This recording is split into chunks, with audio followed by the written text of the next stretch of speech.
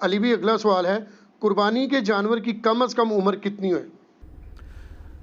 قربانی کے جانور کی عمر کا تو اس طریقے سے ذکر نہیں ہے۔ صحیح مسلم میں حدیث ہے کہ قربانی صرف مسنہ کی ہوگی۔ مسنہ کہتے ہیں دوندا جانور جس کے 2 دانت نکلے ہوئے ہوتے ہیں۔ اب بکری یا بکرا جو ہے یہ 1 سال گزارنے کے بعد دوسرے سال میں دوندا ہوتا ہے، 14 مہینے میں یا 16 مہینے میں۔ گائے جو ہے وہ 2 سال گزارنے کے بعد تیسرے سال میں جا کے مسنہ بنتی ہے۔ اونٹ جو ہے وہ 4 سال گزارنے کے بعد 5ویں سال میں مسنہ ہوتا ہے۔ اس میں نشانی یہ ہوتی ہے کہ آپ اگر اس کا منہ کھولیں نا تو سینٹر میں 2 بڑے دانت آپ کو اوپر نکلے ہوئے نظر آتے ہیں۔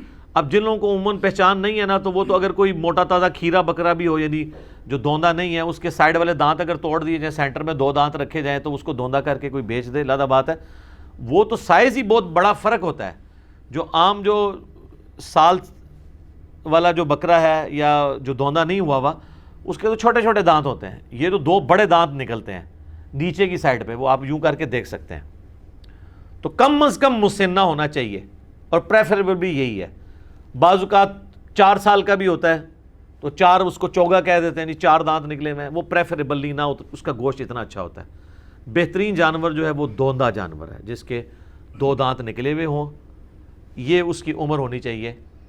باقی جو کہتے ہیں نا جی یہ پکا کھیر ہے، وہ ہے حدیث مسلم شریف میں، اسی میں آگے الفاظ ہیں کہ مسنہ کی قربانی کرو، اور اگر تمہیں جانور نہ ملے تو جزع 1 سال کا بھی کفایت کرے گا۔ جزع کہتے ہیں بھیڑ یا دمبا جو 1 سال کا ہو۔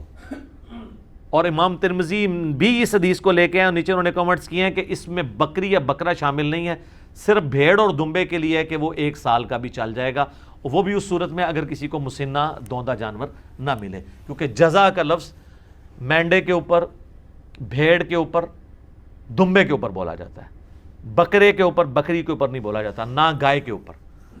چاہے وہ جتنی مرضی کو موٹی تازی گائے ہے یا کوئی بیل ہے اور وہ نہیں ہے دوندی تو یا دوندا، تو آپ اس کی قربانی نہیں کر سکتے۔ نشانی اس کے دانتوں کا چیک کرنا ہے۔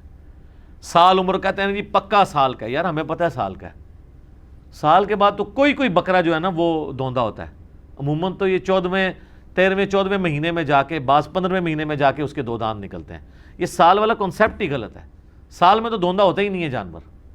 سال کا کنسیپٹ اس حدیث میں جزع کے لیے تھا، جزع، جیم ذال عین اور اینڈ پہ ہا آپ کہہ لیں یا تا کہہ لیں، اور وہ ہے بھیڑ، دمبا اور مینڈا۔